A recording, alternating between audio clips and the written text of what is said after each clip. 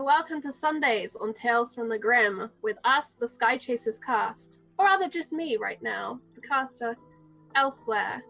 Moving back through time to 1950s Americana, a world of truth, lies, there's something in between the two. We will be playing 7th edition Call of Cthulhu today, but Cthulhu isn't calling. A reminder that you can support this stream by hitting the retweet button and letting people know that we've gone live, as well as a number of little interactions that you can see below the screen. If you haven't already, hit the follow button. And if you've got that Prime burning away in your pocket, or I think it's about $5, hit the subscribe button, because that supports everything on this channel, and there's lots of great shows. So, without further ado, get comfy, have a drink, have a snack, and join us as we travel back to Muddy, a little town on a road. We meet our Skychasers.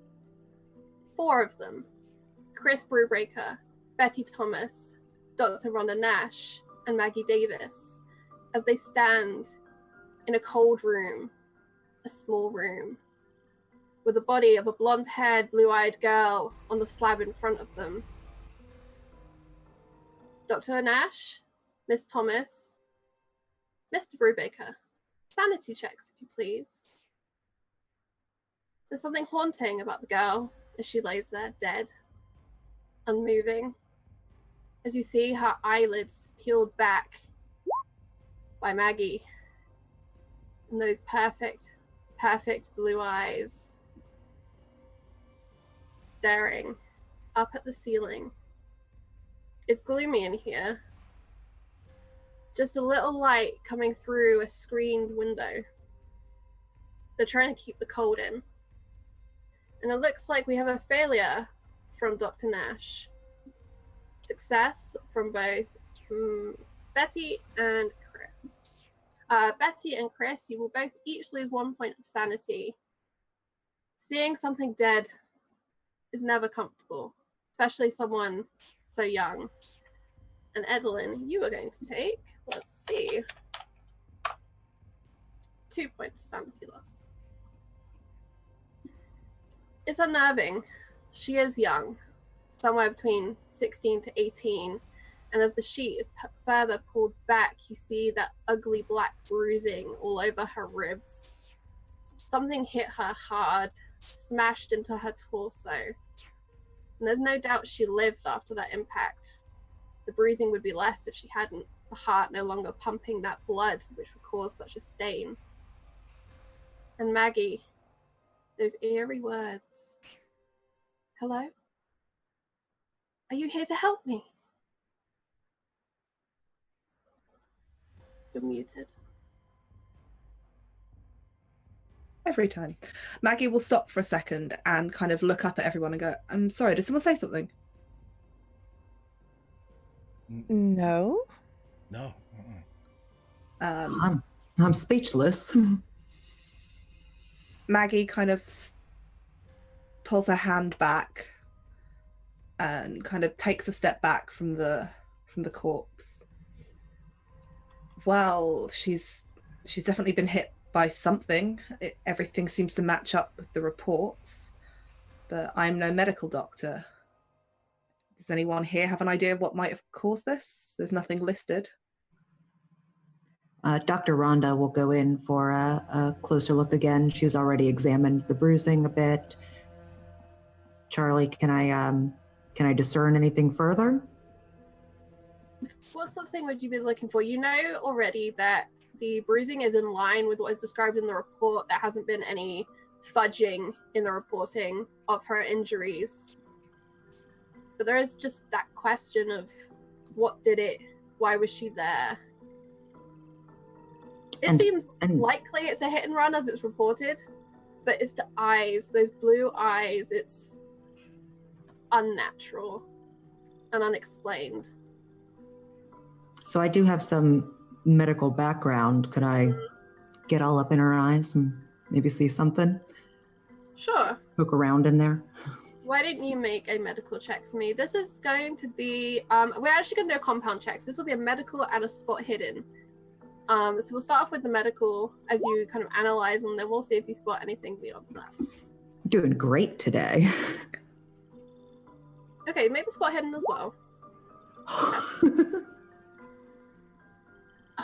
Normally we would have it that you would call advantage before you roll, but would you like to use one of your advantages on either of those checks? Or are you happy just to... You're not going to tell me if there's, a reason to use advantage, is there? No. That's up to you. I'm going to go ahead and skip it this time. Okay. So, narratively, I'm going to say that this links into that failed sanity loss. It's just too spooky and unsettling.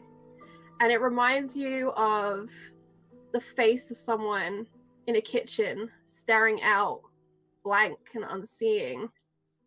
Takes you back to that moment. There's a sound of a plate clattering to the ground. Captain Dabrowski, outside in the hall, you hear the sheriff come in before you see him.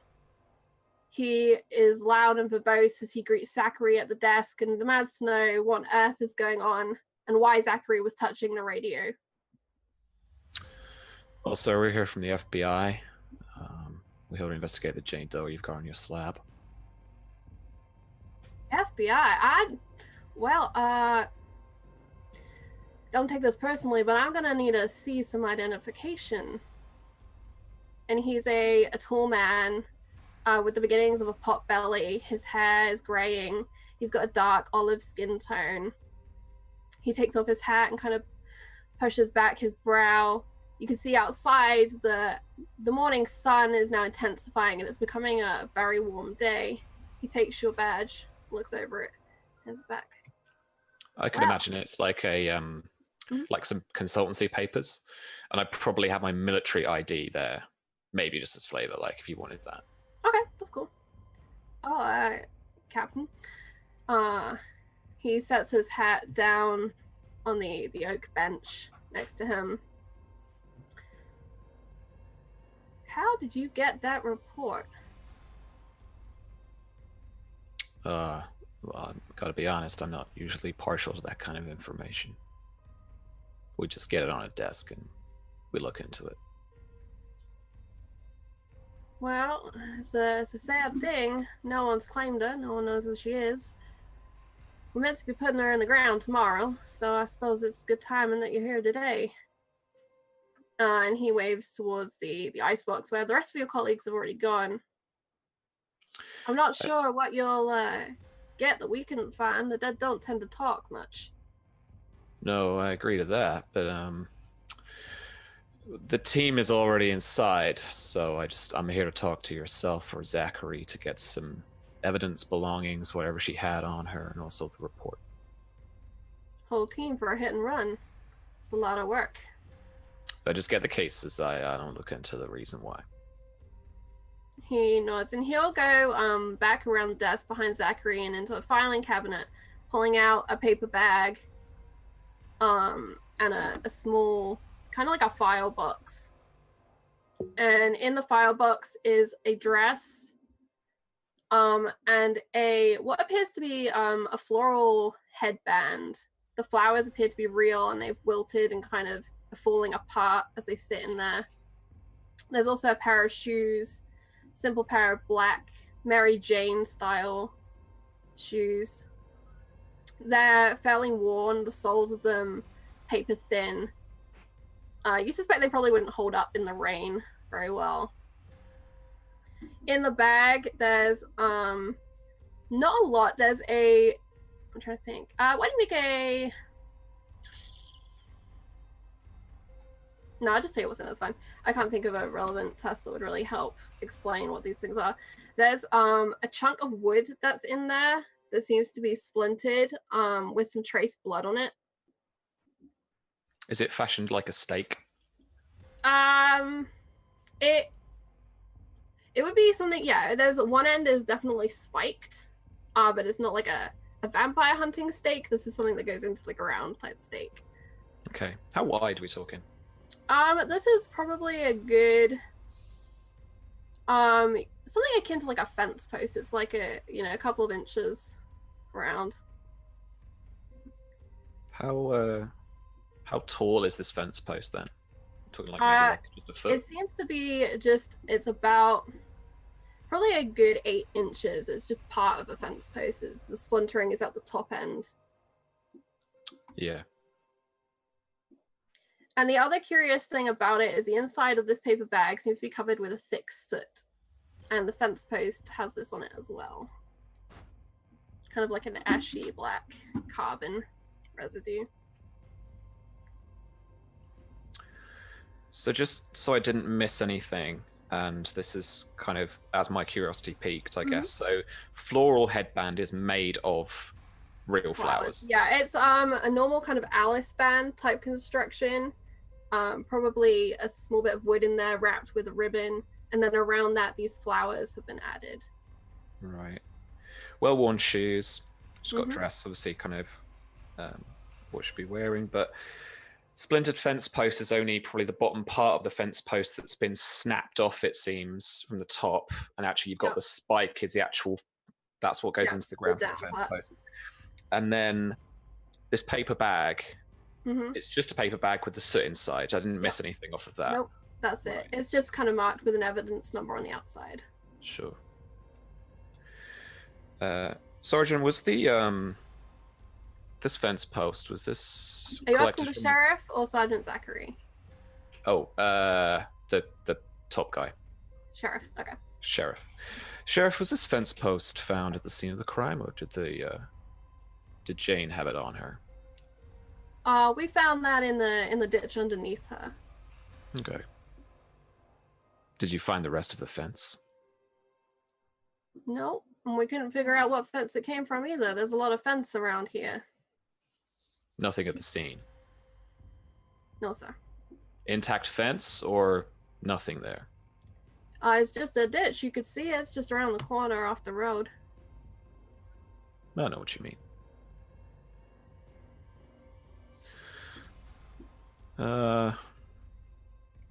Anything you thought was suspicious when you were investigating, or you took the evidence? He pauses and thinks, and you can see his face go through this journey. He's a gentleman who's not very good at hiding what he's thinking. And you see him think and pause, question, and then shake his head. Nothing too much. Just a little strange to find a girl on the side of the road and no one know who she is. That is a strange thing. You get many hit and runs, Sheriff? Nah, it's mostly quiet around here. We got the few motoring through and their foot down on a rush to get to somewhere else. Sure. Local kids like to ride a little fast, but... Don't they all? Well, thank you, Sheriff. If we can, we'll take these and I'll report back to my team when they head on out of there. I'll need you to sign for those. Oh, sure. Yeah, I won't make any bones about it. I'll just sign for it. Yeah, it's just a simple form that basically is a handover of evidence with your name, his name, and 2 signatures. Sure. What are you looking for? Honestly, I don't know yet. But this fence post lead is looking a little strange, so. So I guess if you're taking jurisdiction, we won't be burying her tomorrow. I doubt that, but we'll have to ask the lead investigator, Ms. Davis. He nods, kind of scratches his nose, much the same way I just did, and turns around and goes, Zachary, go and get some more ice. We gotta keep her cool. And the boy kind of scrambles out of his seat, knocking it backwards, catching it, and then knocking some papers over. Have you seen Haley? And he's kind of scrambling, and he goes kind of running out the door as the sheriff kind of chases him off and out there. Sorry you had to deal with the boy. Not too bright. Well, you're doing him a kindness to take him on. Well, keeps him busy, I guess. Yeah, you have to keep him busy. My nephew takes after his father. Yeah. I'm Sheriff Wells, by the way. He holds out a hand to you. He says, Robert. Rex. And he shake. Rex, anything like this ever happened before? Hit and run or mysterious girl in the road?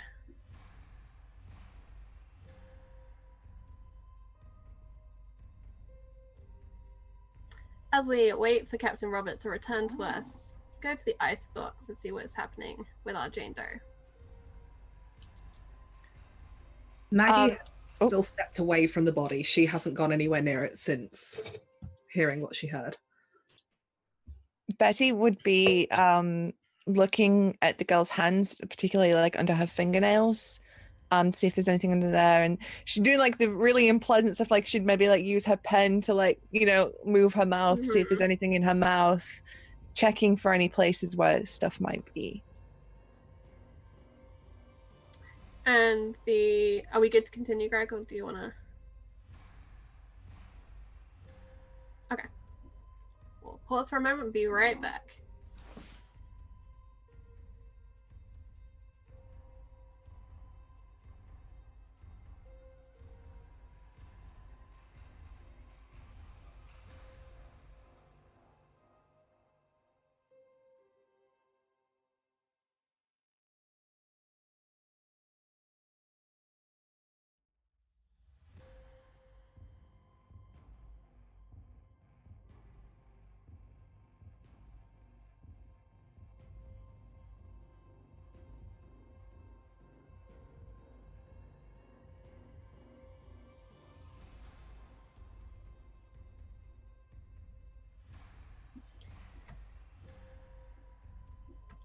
So Maggie, you've stepped back from the body.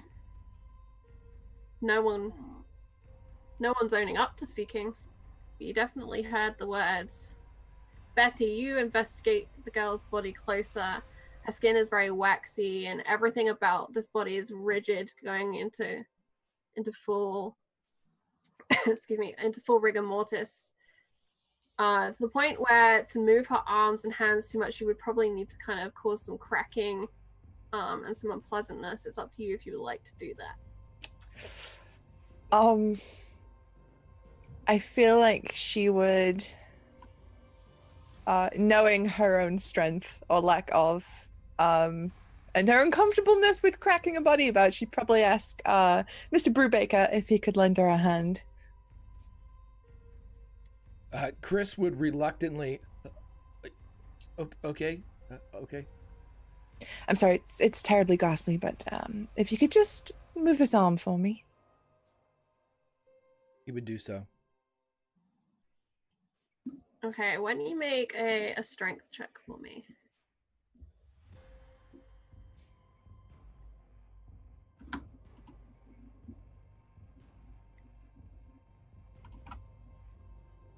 I'm a little scared of what Greg might roll. I know, right? Oh, I'm sorry. Strength for me? Strength check, yes, please. Extreme! Alright. So it's very easy for you to manipulate this body and to do so kind of with care and intention, not breaking things by accident. And you manage to move the arms so that Betty has access to both of the hands, specifically the fingers that she's very interested in. Betty, as you take your scrapings and do your inspection, why don't you just spot hidden check for me? All right. Oh, come on. Dang it. If you would like to retroactively use an advantage, I'll allow that for this one roll. It's up to you, though. No, I'm going to keep hold of it. Okay. So you check her hands and nails. You manage. There is a little bit of debris underneath, just gunk, but mostly, she's been cleaned up since the autopsy. So there's not a lot really to find as far as you're concerned. Don't need to take it out on the equipment, Bessie. It's just me being clumsy. And Chris, what are you up to in this room, having done as Miss Thomas asked and moved this girl's arms? Well, this is a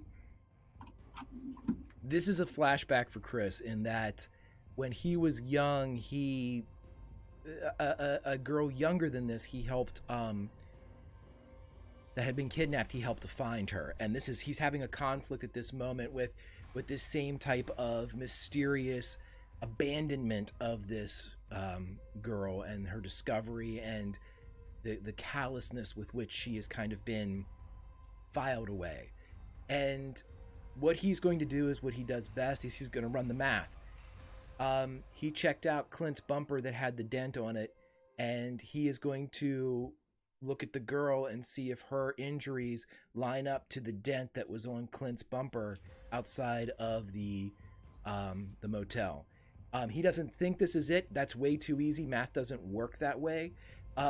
This is an equation that needs to be balanced. He doesn't believe it's balanced yet, but he has to do it. It's a question that needs answered, so he'll do that. Okay, so why don't you just use your mathematical skill? This is a comparison of ratios and measurements. Okay, just my cryptology, or would that fall into this, or do you want for the mathematics? More like application maths than his mathematics falls under the neurology line as well. That's okay. I'll hit that one. That's extreme. All right, so you would highly suspect that it is too easy, that it's too convenient, that you see a dent in a bumper and you have a girl who was hit in a hit and run. They could line up. They could. The maths is there. They could line up. It could be that. But it's too big a margin for you to be certain. You don't have enough data. He won't say anything then. So, as he's looking over the rest of her, he wants to look for anything that... The trauma on her body is one thing. He wants to look for anything that might show care. He wants to see if her nails are tended. He wants to see if her hair has been trimmed. He wants to see if there's been an element of neglect in here. So he's going in the opposite direction. He wants to work backwards to find out what killed her, and he needs to know how she was before she passed. Mm-hmm. So just to be clear, it's not that your maths failed. Your maths worked perfectly, and you could see that, yes, this could line up with Clint's bumper, but you can't say 100% for certainty because you don't have enough big enough range of data. And as you kind of look for those signs of care, I'm going to just keep using that roll because you did so well with it. You do see, like, her nails are fairly neatly kept, relatively even. Her hair is long, and it seems to have been brushed out. You can't say whether this was before or after without looking at the autopsy photos. Luckily, you do have that file, and if you take that from Dr. Nash, you will see that her hair was matted with mud, but it doesn't seem to be extensively unkept. It was tied back, and it had the flower headband in it when she was found. But wait, her hair was matted with mud and now it seems to be combed out? Yes. And it doesn't say within the autopsy file we brushed out her hair. Although it's likely that is probably what happened.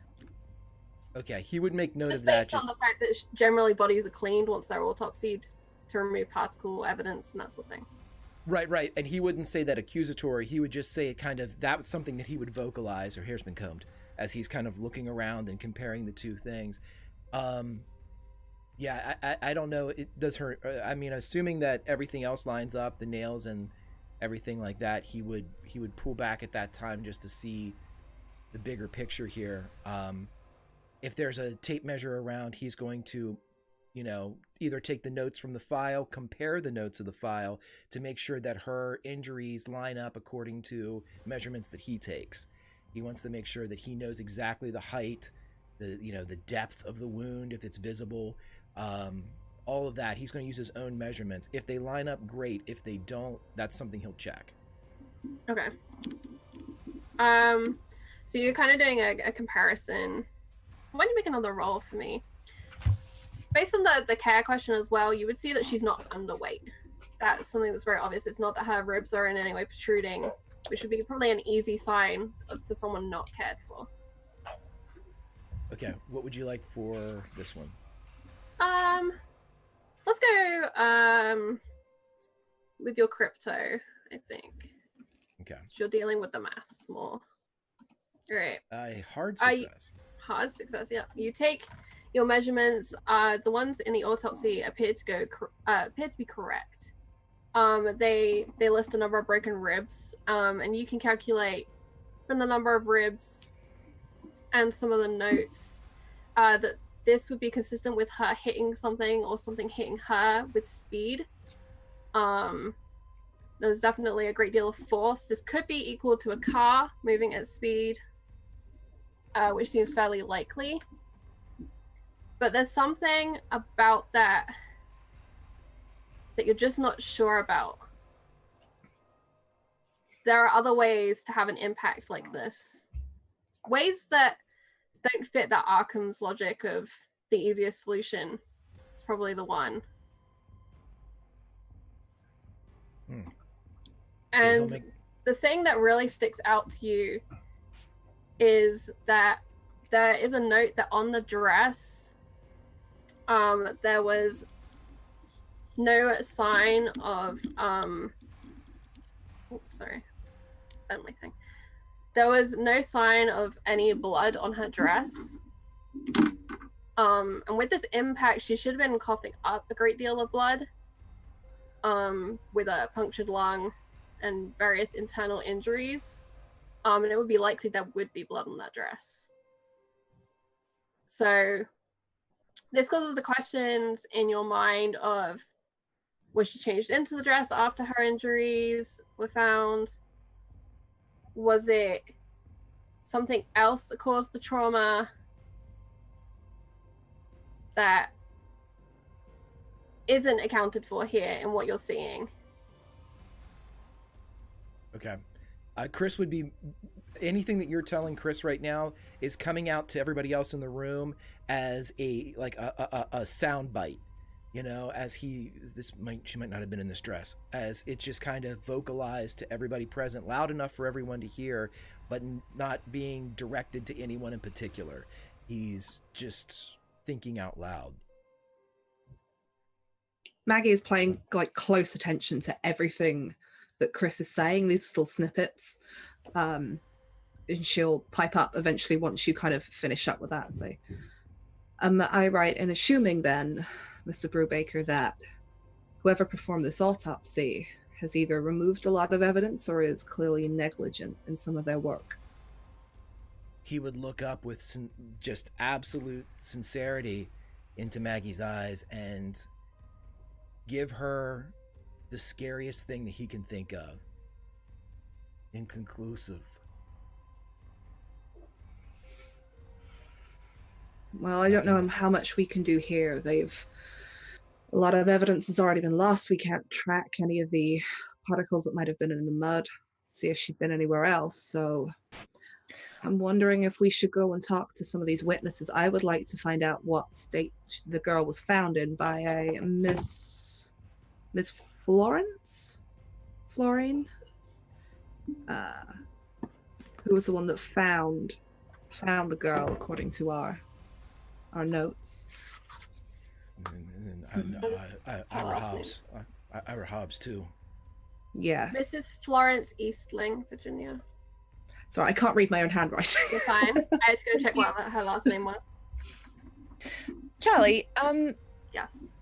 with the body, are there any other sort of scuffs and marks, or is it just the bruise? So there's also kind of a graze to her head. And there's other kind of general bruising, but it's that bruising for the massive trauma site. My explanation was really poor, so I do apologize. The overall conclusion that Chris has is you can make the maths work for this being the car, but there are little things, there are just little weird things that's unsettling about this. And making the maths work is cheating. That's fair. Eddie, would you mind taking a photograph of this young lady's eyes for me? Yeah, absolutely. And then maybe we best go and see if the captain has found anything from that poor soul on the desk. We don't know that the sheriff's arrived yet, do we? No, you could probably hear voices outside, but you've been fairly focused in on the Jane Doe on the table. Charlie? Yes.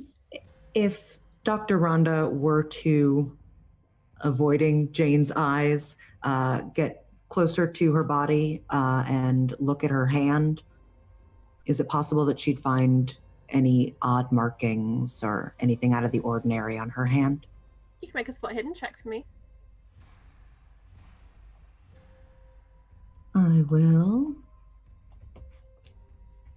And I will say for the players, in case you're concerned, you won't have to make another sanity check for seeing this body again in the future unless something has significantly changed.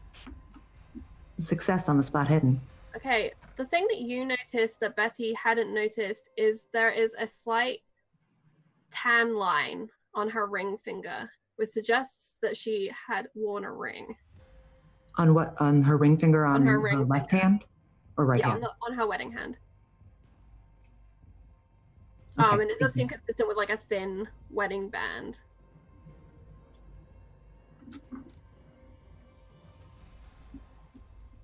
Well, Betty, if you have that photograph, I think we should go and see what the captain has found.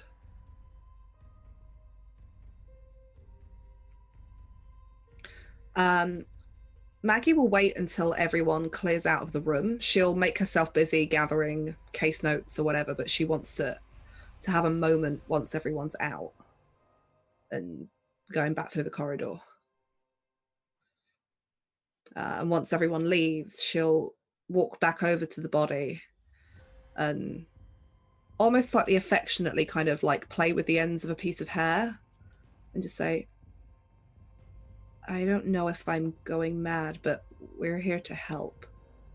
So, and she'll kind of look around to make sure there's no one in the room and just say,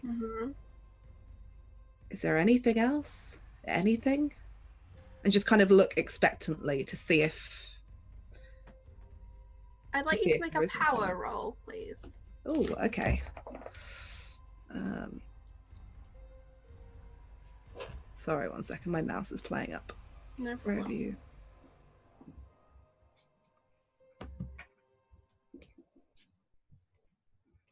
Sorry, Charlie. My mouse is just disappeared. That's okay. Come on, keep While it. Virginia rolls that, why don't we go to the group? You've just left the room and you find Captain Dabrowski there with his box of evidence and bag, the case file. And Dabrowski, you've just asked if there was anything like this before. And the sheriff asked you to specify, did you mean a hit and run? Did you mean a girl on the road? What specifically it is? In response to those two questions, he'll answer, yes.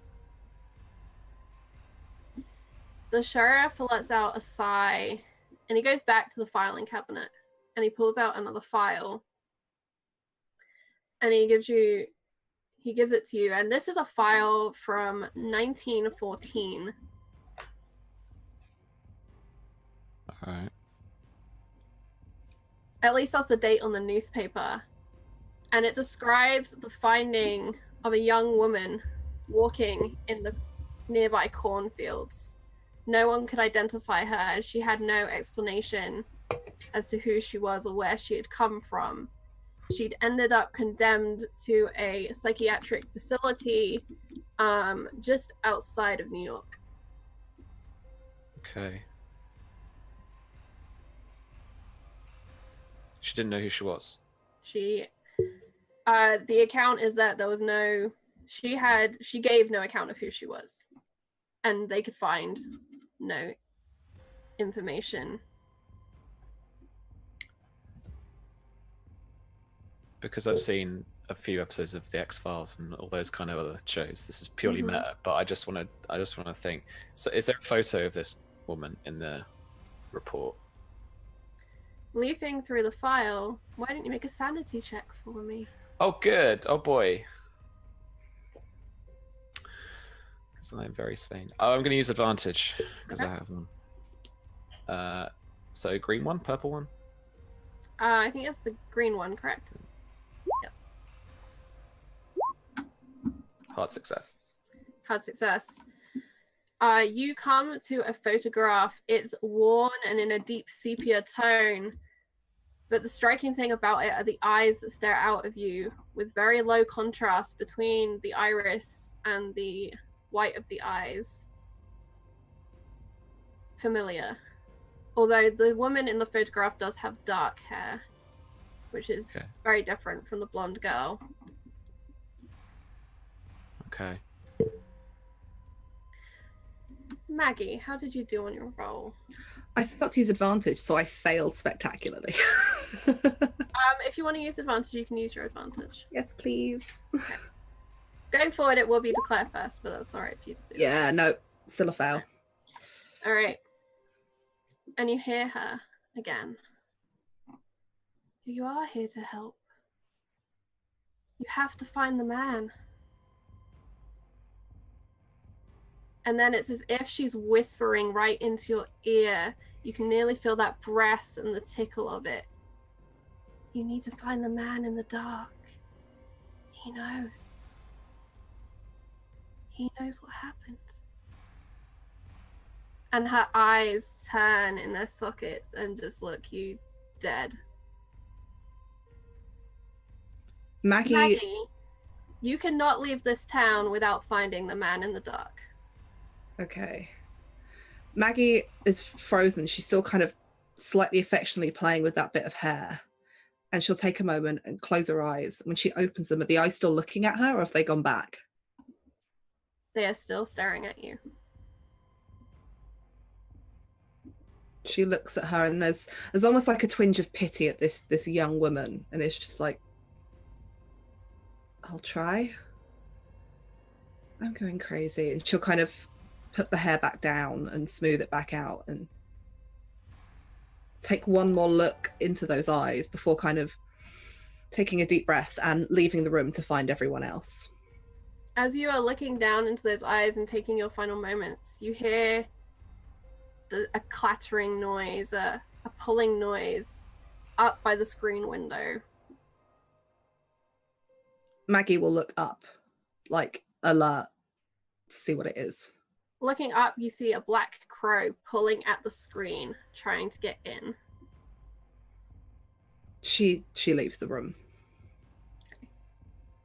She'll go and find the rest of her team and see what's happening. Okay. And you are all back out down the corridor, past the cells, into this small open area. The sheriff's station is not very large. The chill seems to follow Maggie, wafting off of her as she rejoins you all in the morning sun. Is the sheriff here?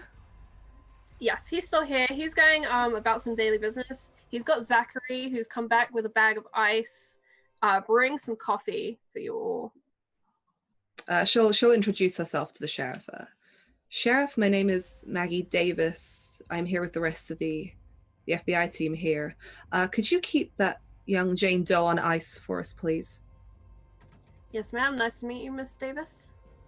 Do we have the addresses of the two witnesses, or is that something we can procure here?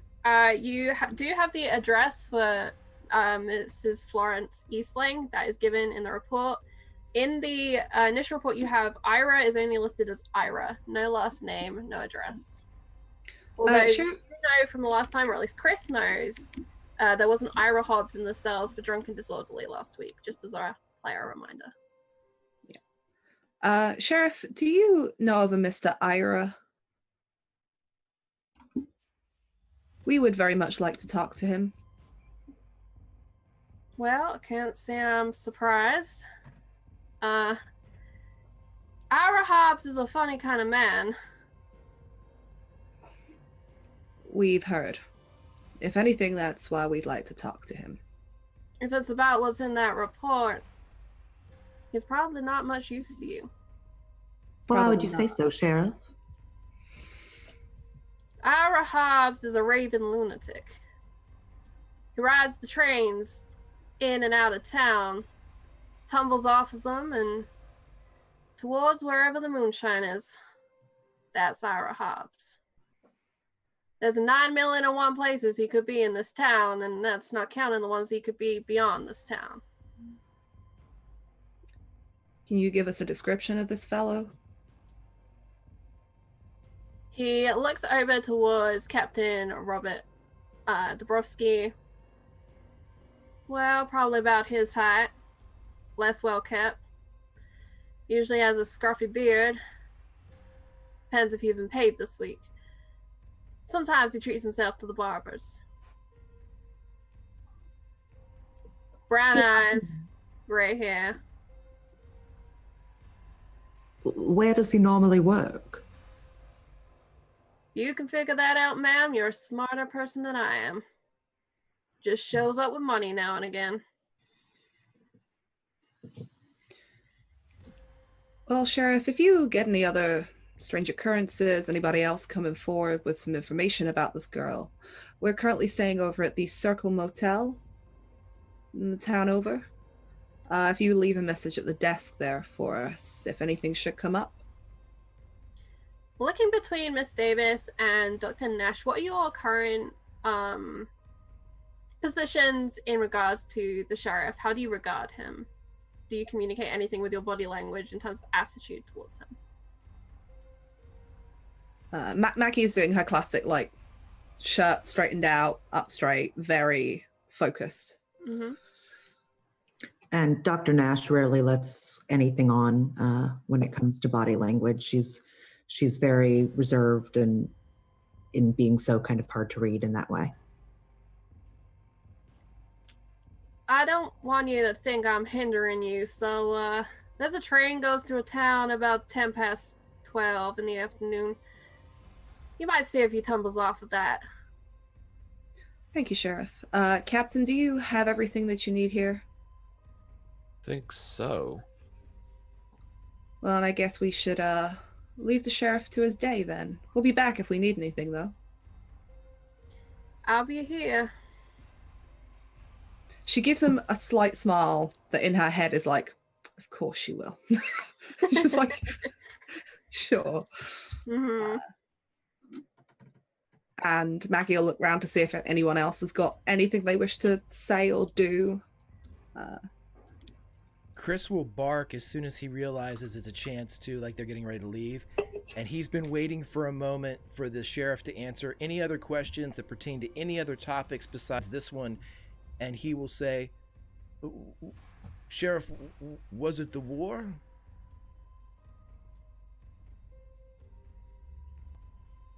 Was what the war?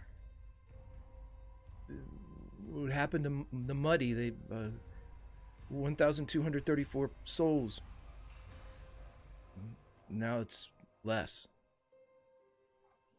The room is silent for a moment as your question hangs, and then he laughs. Oh, the sign. I guess you folks did see that as you came on in. No, it seems there are multiple Muddies in the United States of America, and the loyal civil servants saw fit to send us someone else's sign. There's only 594 people in this town, give or take a birth or two at any given time. Psychology check. Sure.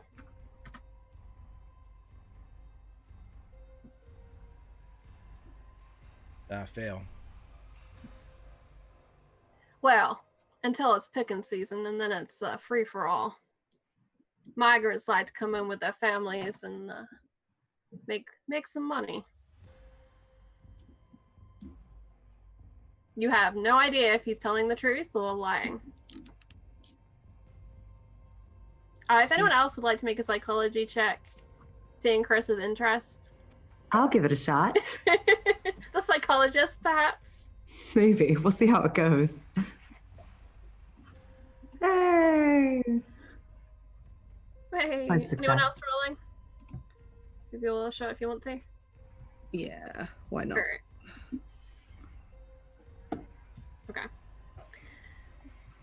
Dr. Nash, he's telling the truth. You have no doubt in your mind that is 100% true. And it sounds like something that a civil servant would do.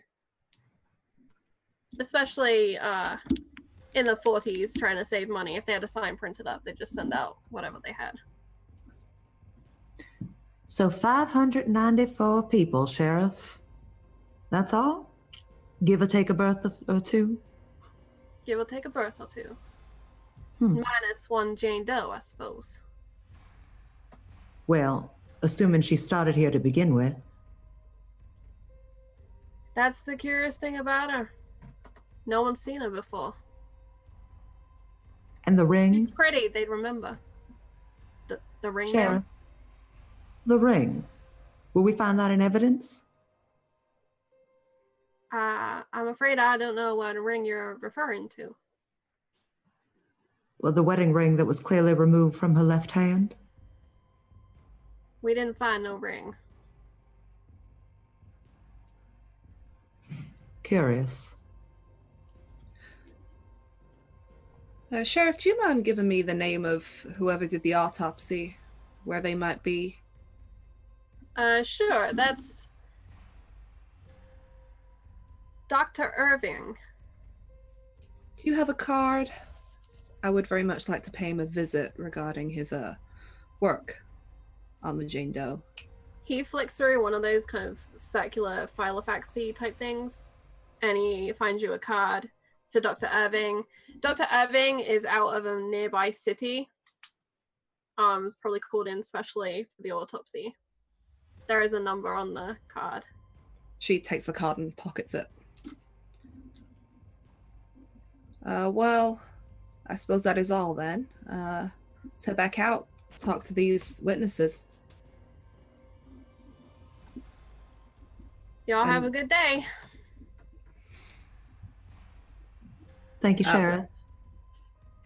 Once we all get back out to the back, Maggie will go over to pull everyone together around the Skychasers vehicle. And go, so, anyone else think that this is a bit more than a hit and run going on here? Well, I mean, the evidence is pretty sparse, but let's take a look at this. And he holds up the photograph and our newspaper article of the walking girl that they didn't ever really find out who she was. Well, that bears a resemblance. Those eyes. And why was this? I asked the sheriff if he had any other cases like this, and he pulled this file out, just out of nowhere. And when was this? Clearly some time ago. 1914.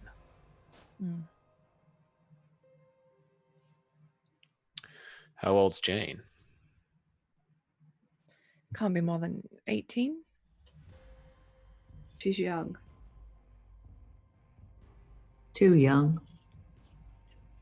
Too young. I have a strange feeling.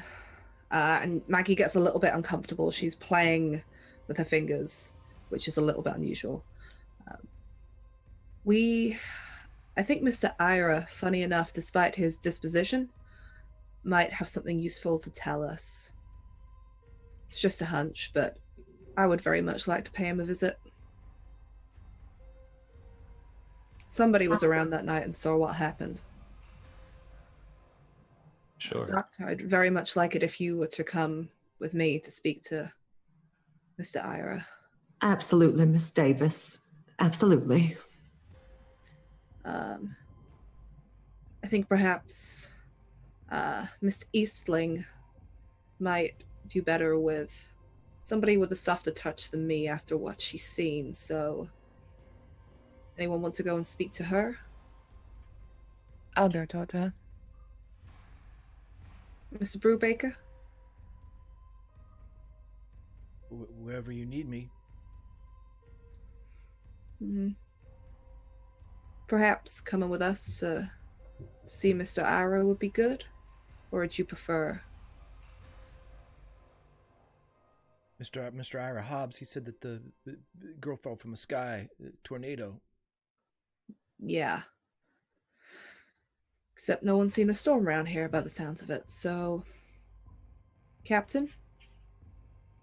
Well, I have our stuff, so whatever you want to do with that. I mean, maybe, Betty, maybe we need to take some photographs just for our own files. Strangest thing is this paper bag with the kind of charcoal inside. We got a splintered fence post as well, but no one knows where that fence came from. Like, the hit and run was over a ditch. That's where they found the car. There's no, that's where they found her, the car. Hit and run, right? But no fence. Like, there's no fence there. So she either had it with her, or it was... Yeah. Thrown in by the storm. Possibly. What kind of wood? What kind of wood? I show it to Chris. Chris wouldn't have any idea, but Chris is wondering if this is wood that is native to the area. Something that would be made in fence posts in the 50s. It appears just like a pine fence post. Fairly common material. Captain, do you want to head up the team that are going over to speak to Mr. Eastling? Perhaps maybe see if she can tell us which of these items were with the Jane Doe when she found her? Sure. It's just so I'm clear. Eastling found Jane and said she came in on a tornado. No, the tornado was Mr. Ira, but I don't know what he saw. He may have arrived on scene afterwards, or... But I'd be curious to know if perhaps he saw her before Mr. Eastling called it in. But it would be nice to see if any of that stuff was with the girl when she found her, or if there was anything else that's not there. Doctor, you mentioned a wedding ring. Oh, there was certainly signs of a ring on her hand previously, a tan line, so it would have been recent. Yeah, no ring in the evidence bin, so... Well, if she had a ring, that means there is somebody out there who knows who she is. Presumably. Well, let's split off. Maybe we can double back through where they found her on the way to, we're going to have to do a drive round for Mr. Ira. See if we can catch that train. Charlie, what time is it? It's probably about 10:30 for this point. So we've got a little bit before that train comes through. Did you want us to just head on back in real briefly and just say to the sheriff and put a call out for Ira, and just car whisks him up in case they just see him strolling around or something? That might be good. I don't want to freak him out, though. Make him think he's in some kind of trouble. If he's already into his conspiracies, he might decide not to speak to us. Maybe ask the sheriff if somebody can let us know when he's arrived. We've got CDs. It would be best to see him on something more like a familiar turf for him. All right. Concur. Sure, I'll ask the sheriff to just let us know if they see him. The sheriff will agree to that. So I think, just to make sure I get this right, it's me, Dr. Nash, and Chris going to see Mr. Ira, and then Betty and the captain going to see Mrs. Eastling. Okay. So, on Ira Hunt, 1950 something. What is your plan? You have probably, by the time you split up and you've clarified everything, probably about an hour and 10 minutes until that train is due to come into town. The train tracks, you will know from your map, run fairly parallel to the main road through town. They're just the other side of one of the farms. I guess if he's been in for being a bit drunk, I guess we take like a long route towards the trains, like passing the bars, the main streets, catching as many side alleys as we can, just kind of cruising through, see if we can see him. Okay. You do so. Why don't you make a spot hidden check for me? Ooh. And for those going to Mrs. Eastling's house, this is a farmhouse about 5 miles out of town, right on the skirts of what would be considered muddy, really. Charlie, it's a large building. I failed, but can I use some luck to You sure can. knock that down? I think that's 11, so... Yeah. Yeah.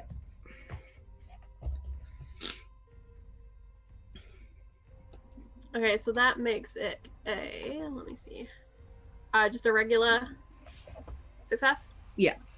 Okay. You don't see any sign of anyone matching Ira's description. If you stop and talk to anyone, they haven't seen him recently. But what you do notice is as you finally make the loop to drive towards the train tracks, the road you drive down is the road on which her body was found. And you see there's a drainage ditch quite clearly, currently through which water is running, a small stream or kind of off-run off of the farm, which is a large, a large cornfield, just about 6 foot tall corn growing in it right now, green and thick and dense. How long have we got until the train arrives? By this point, it could be coming up to the time for it to come through. Unless you have something that you would like to do beforehand. Maggie would probably, as we kind of slow down as we get to this bit, recognizing where we are, and say, should we maybe stop out just for 5 minutes, see if there's anything around that they've missed? I'm not entirely convinced that this police department is competent in their search for anything. I could wait. I could look around. You want to go on?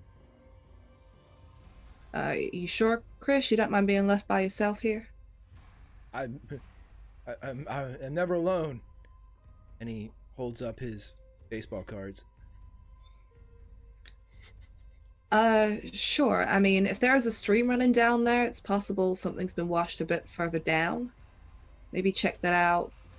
Don't stray too far and head towards the train station once you're done, and we'll pick you up on the way back through. We'll do. We'll do. Maggie will stop to let Chris out of the car. Muddy itself isn't large at all. It's mostly condensed along that main road, but having kind of taken your time and done the loops, you see it's pretty quiet. Most of the populace is away at the mine, which is at full tilt, and you can hear the operations going on even at the distance it stands from Muddy.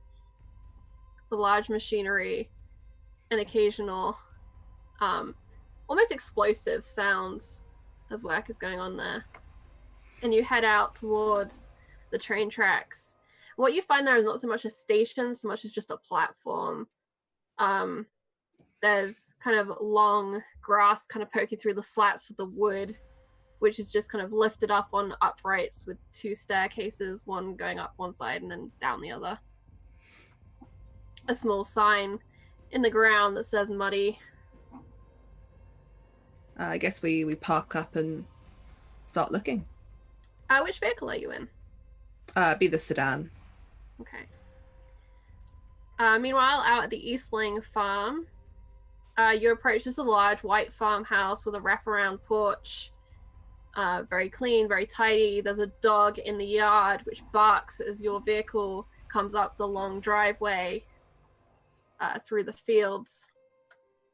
The storm chaser vehicle, akin to a snow plow, crossed with a truck, crossed with something very few people would have seen. Who's driving? Okay.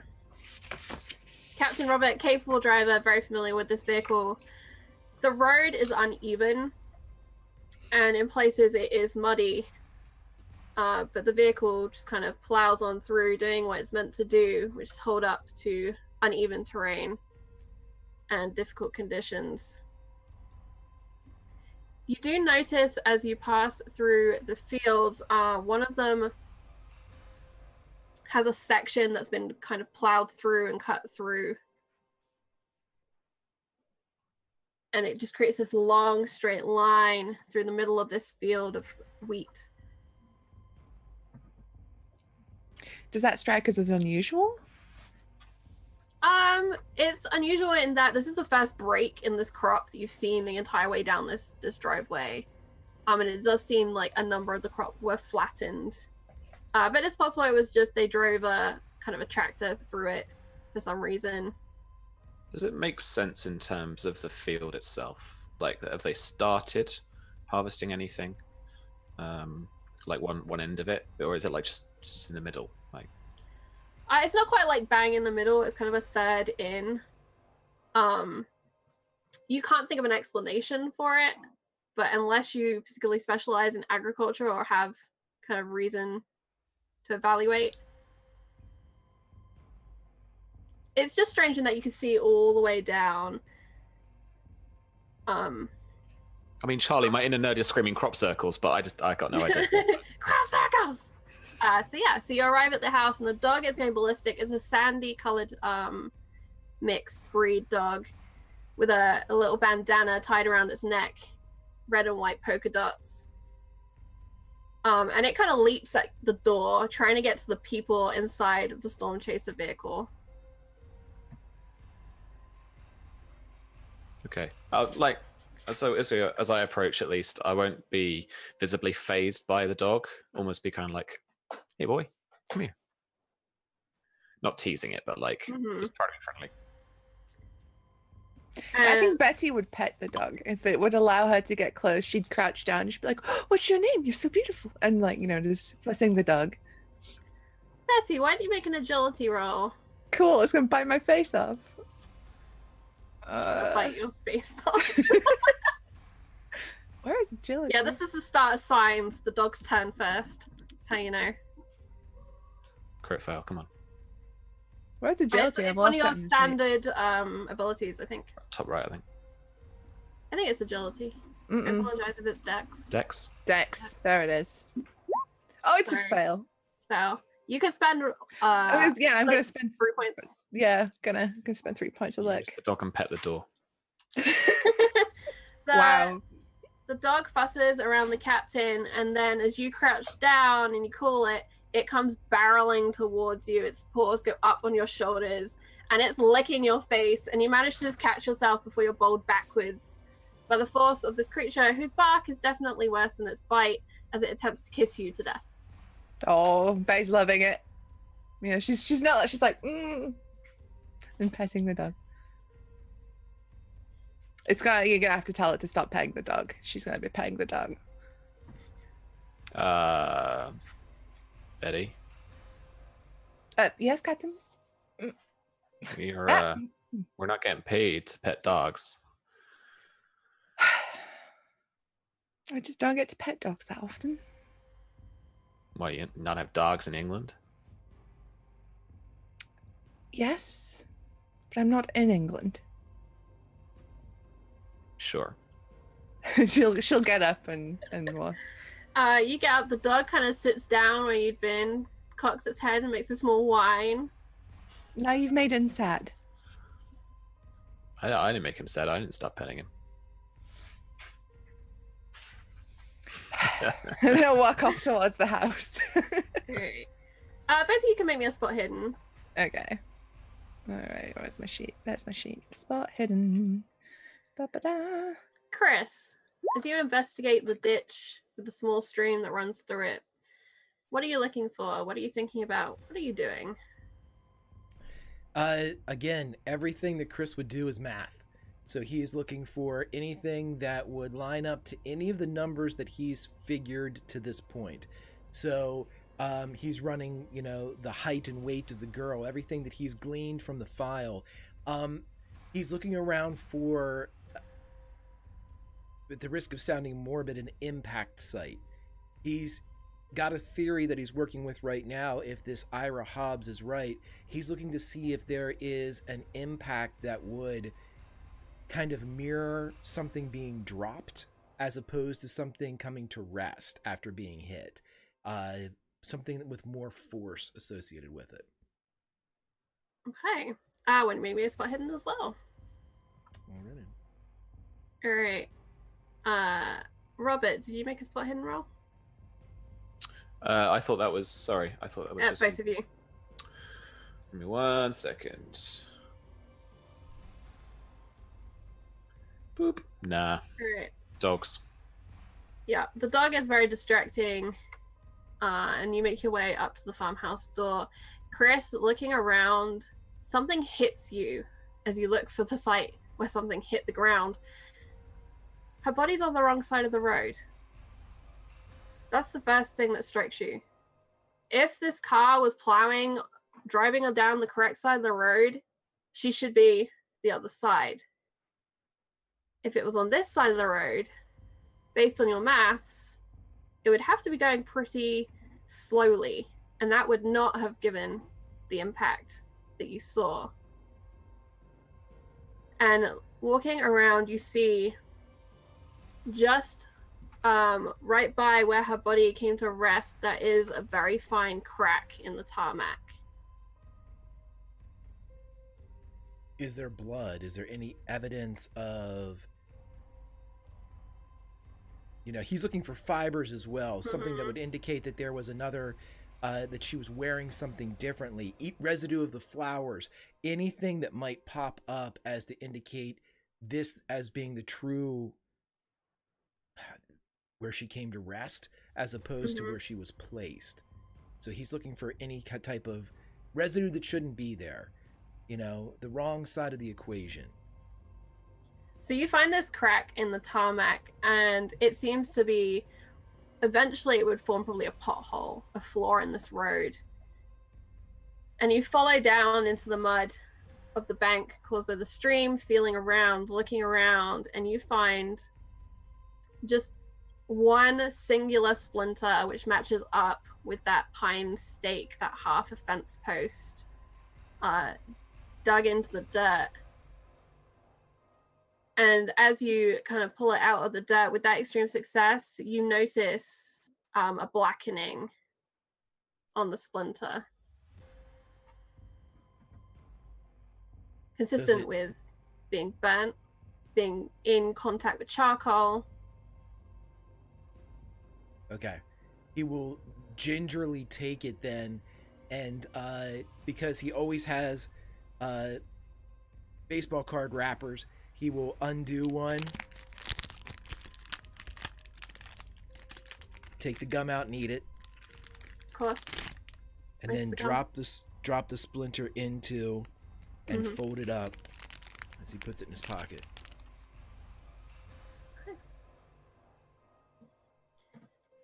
You approach the farmhouse, Betty and Robert. There's the sounds of someone being inside. And as you go to knock on the door is actually opened before your fist makes contact. Who is knocking at the door? Let's establish that. I kind of in my head Betty was going first. Mm-hmm. Sorry. So And as you go to push forwards, the door swings open and you nearly punch Florence Eastling in the face. She's a petite and rounded woman, a large apron and cotton gloves on. You can see she's been fussing with her hair. The ensemble doesn't make sense. She somehow found a hat and pinned it on, even though she clearly wasn't intending to go out.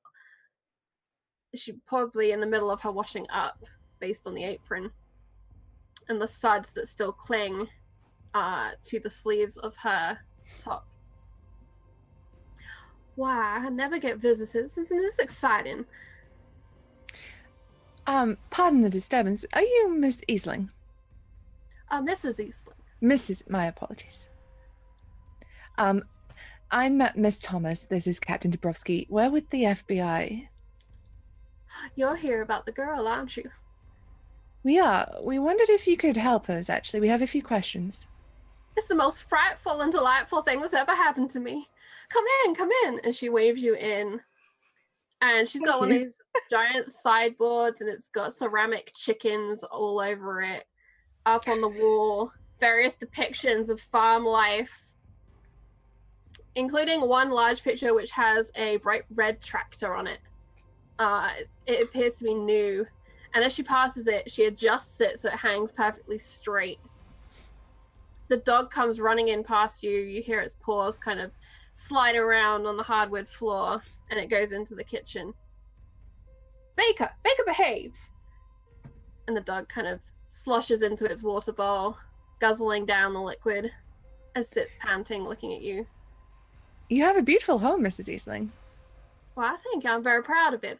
Lived here 15 years since I've been married. And what is this area like, if you don't mind me asking? Is things usually quiet? Well, it's dull as dishwater. But we like the quiet life here in Muddy. That's why we live here. Nice and quiet, yes. I imagine it caused you quite a fright to find that girl. Oh, it was the most ghastly thing. I thought it was some dead animal. I look a bit closer, and it's a girl. You never seen anyone look so dead as that. And I thought Joe slept hard. And she sits down at the farmhouse table and is kind of fanning herself. I'll pull up a chair on one of the long table edges, so I'm not sat directly opposite her, and ask, Mrs. Eastling, would you mind just really simply taking us through the day, and particularly when you came upon a young woman, and please don't spare any details. Well, I was riding my bike into town. I had some fresh eggs to deliver to Sheriff Wells. He likes fresh eggs in the morning, and we had some spare. You know, riding the bike's very good for you. And she's looking directly at Miss Thomas. This is life advice for the young lady that Flo is imparting to you. She smiles politely. I'll try and grab her attention again by saying, it sure is, ma'am. Please. Well, I was riding along the train tracks and took the turn to come down in a muddy, and there she was. Dead. Kinda had a look to her like a fish that's been out of the stream too long. How do you mean? She was just staring, you know? I like to cover their faces when I eat them.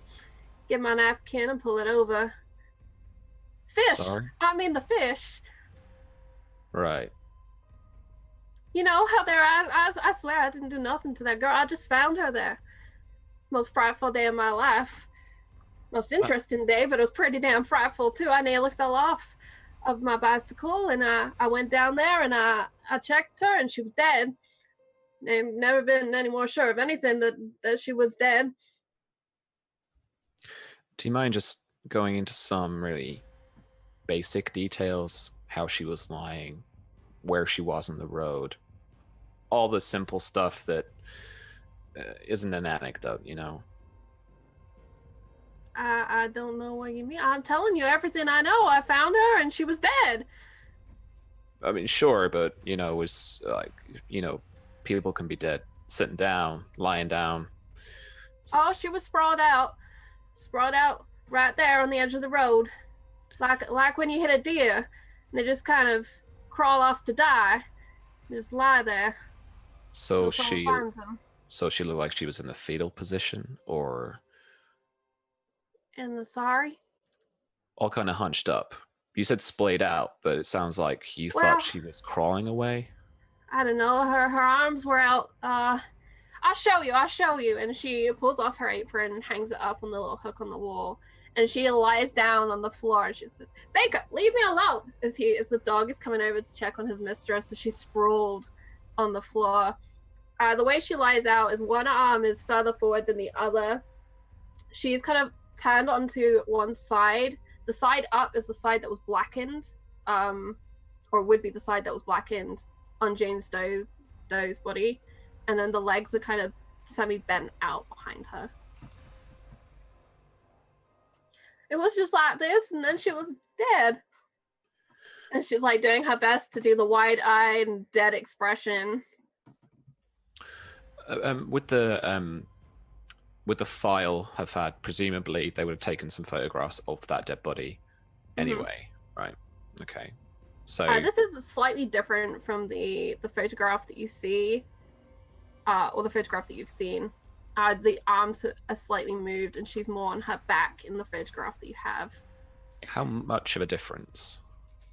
Because I'm expecting some variables from witness accounts, like. Yeah, you would say like she would have had to have been moved if Florence is telling the truth.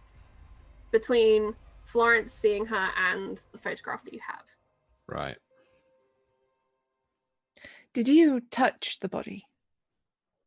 Yes, I had to check if she was dead. I mean, I knew she was dead, but I wanted to be sure. Don't want to leave someone like that. Did you move her, Mrs. Eastling? No, her eyes were staring at me, and I pushed her hair back, and the crown fell off. Stupid little thing. Fell in the mud. And she was just there staring at me. You know, it was strange. I didn't mention this when they were talking to me before, but it was almost like she was talking to me. Dead people don't talk, though. That's silly.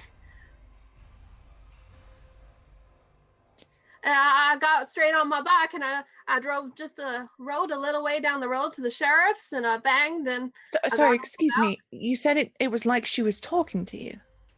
How so? As in her facial expressions, or is it something else? I don't know. It was just the way she was staring. It's like I could hear her almost. The spooky kind of feeling. But I ain't never seen anyone dead before. That's okay. That's kind of usual. Just a feeling, though, right? Yes, of course. I mean, dead people don't talk. And I ain't crazy, Mr. FBI. You can call me Bobby. Bobby, I like that name. It's a friendly kind of name. It's my son's name. Oh, you have a son. I do. Was there anything else then, Mrs. Eastling? You went to the sheriff's office. You got their attention, presumably. They came straight away?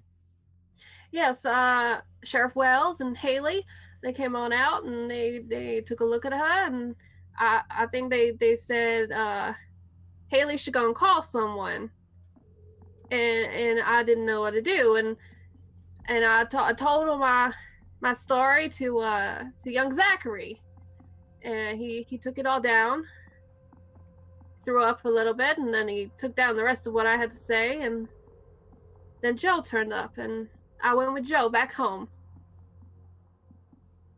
Okay. What I'm going to do is just glance through her account that she gave to Zachary and see if there are any discrepancies in what she's saying. Why didn't you have you got some sort of decipher logic type skill? Now you're asking, especially in a skill list I don't know that well.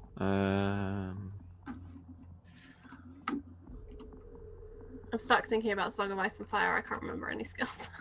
Oh, bless. No, don't.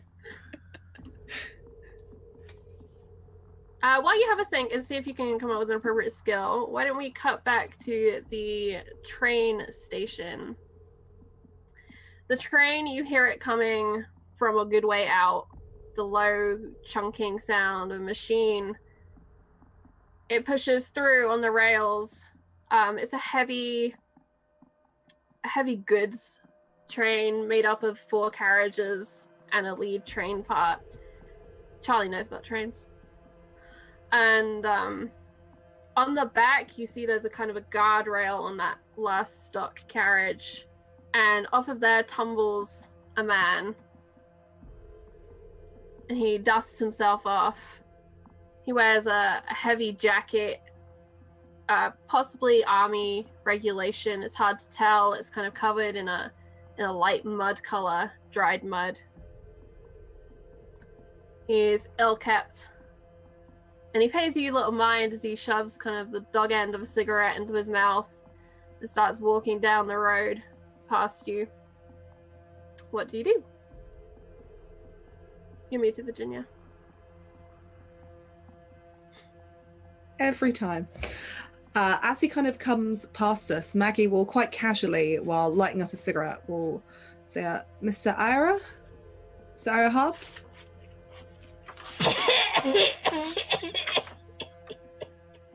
This wheezing sound. Excuse me?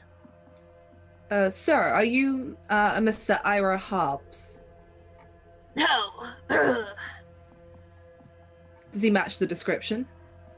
He seems akin to the description, but the description you had was fairly vague. He is significantly shorter than Robert. Right. That's the major discrepancy. Do you by any chance know a Mr. Ira Hobbs? Because I would be real interested in talking to him. I think he's seen some stuff, and I've heard talk of a tornado, and it seems that he might share some ideas of mine. Yeah, tornadoes are coming. It's that time of year. I know Ira, but I don't think he wants to know you. Can you tell me where to find him? He looks you up and down. I think he's had enough of people like you in his life. Perhaps, but I think that's for Mr. Hobbs to say. And Maggie will, I've got some cash on me. Okay. Maggie will reach into her pocket and pull out a $20 note and just kind of casually flip it between her fingers. There's a couple of packs of smokes in it. He looks at the money and his eyes go wide. It's more money than he's seen in a long time, and his hand snakes out to grab it. She pulls it back. First, you show me where I can find Mr. Ira Hobbs, and if I find him in one piece, this is yours. Otherwise, I would hate to have to bring you up for obstructing a federal investigation. Ira Hobbs will be coming through on the 11:30 train. And what might your name be, sir? John. Just John?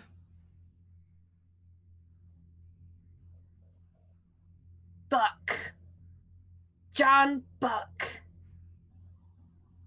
I ain't dead yet. She'll fold up the 20 and hand it out to him.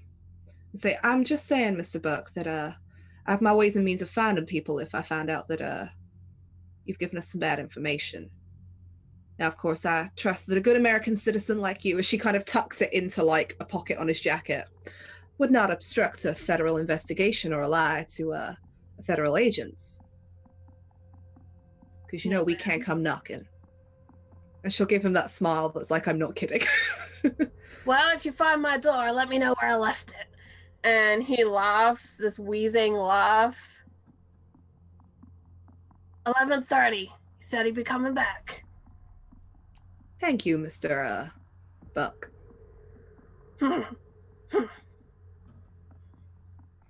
Maggie will go back to Dr. Rhonda, still smoking her cigarette. Mm-hmm. Well, I suppose we're waiting around for a little bit. The 11:30 train, apparently, is when Mr. Arrow is due to depart here. 11:30, you say? 11:30. You tell us anything else? Not much, just that apparently our dear Mr. Hobbs has had enough of people like me in his life. So I'm assuming that he does not get on well with the police around here. So perhaps, and please, your professional opinion would be much appreciated. Perhaps we go in and we treat him like we believe anything that he says. For now, at least. We're interested in the tornado. We think something's been going on. I think that's a sound approach. Perhaps I take lead on speaking with him. I think that would be more genteel place. I think that would be best. He may not take too keenly to me probing too deeply, but I do have a question for you, Doctor. Yes, Miss Davis. Have you ever dealt with anybody who good at reading people or good at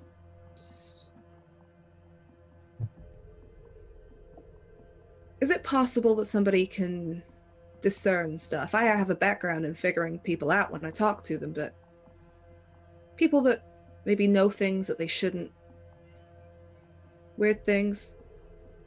Weird things like what, Miss Davis? Well, I don't know. There's plenty of strange stuff that's happened. Some of it's happened to you, hasn't it? I mean, I remember once, I'm sure in passing, back in one of the motels we were at, you mentioned a Timothy who went missing. Yes. And Timothy's certainly not alone. There have been many. Are you starting to sense things? Not as such. It's just, I was just curious, that's all. There are some things that have happened, and sometimes cases like this get my back up about it, but I should probably point out that I don't think Rhonda has ever actually told Maggie that. About Timothy? Mm. Let's say I shared it. Okay. Unless, oh, I'm sorry. Is that something that Maggie knows in that she's sensing it? It's something that Maggie knows, but if you've told me, then that's fine. But if you haven't, it would probably be a bit of an odd thing to bring up. So we'll just say that I've shared that. Make it easy on everyone. Yeah, I don't know. It's just, you know, when people get weird feelings about things and you just can't work out if it's something you figured out or something else. I certainly know that feeling. And Dr. Rhonda grabs Maggie's hand abruptly and feigns as though she's comforting her, but also looks for anything suspicious on her hand.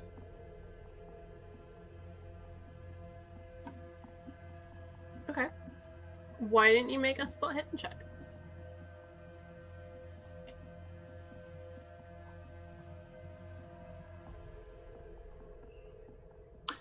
Hard success. Okay, what are you looking for on Maggie's hand? Would you describe it for us?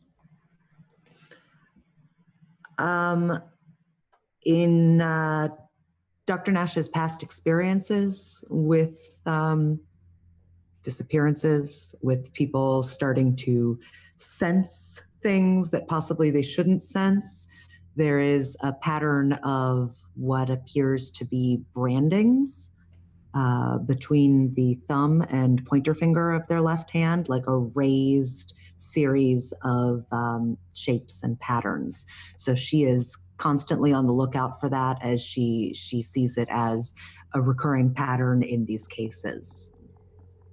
Maggie, do you have such a thing on your hand? I don't. Would you describe your scar for Dr. Nash, please?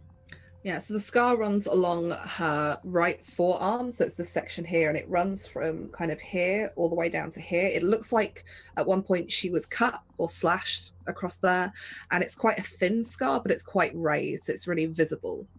And it's still kind of pink in places, so it's probably a few years old, but it's still, you occasionally see her rub it like it's still a little bit tender. But she's not shy about it. She's happy to roll her sleeves up and have it showing.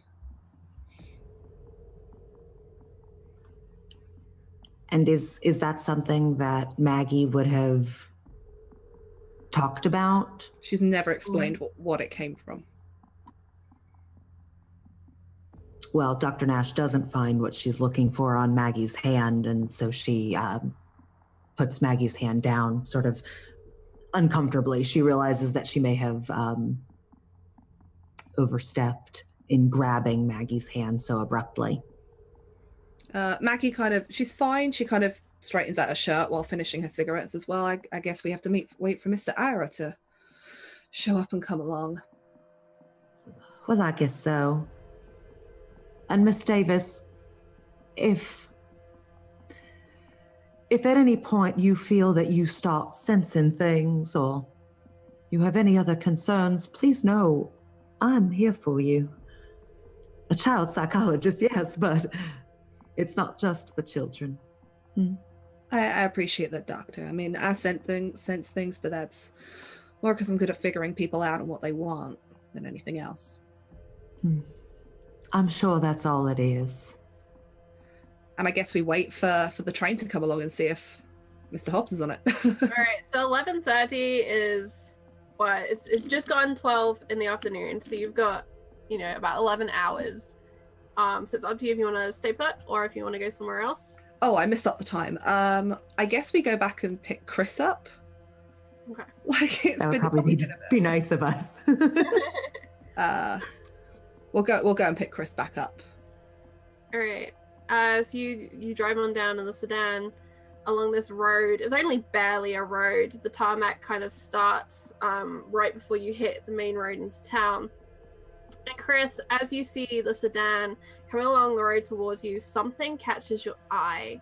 Something glints in the sun down beside the road, about 30, 40 feet ahead of you in the direction the car is coming from. He'll wave his hands up above his head to, kind of indicate for them to stop short of him, and he's going to run towards the glint, the whatever's making the sparkle. Mm-hmm. And as you run towards it and you get closer, it's quickly revealed what this is. A gnarly, toothed device cranked open a bear trap, a man trap. And attached to part of the end of it is half of a wooden stake.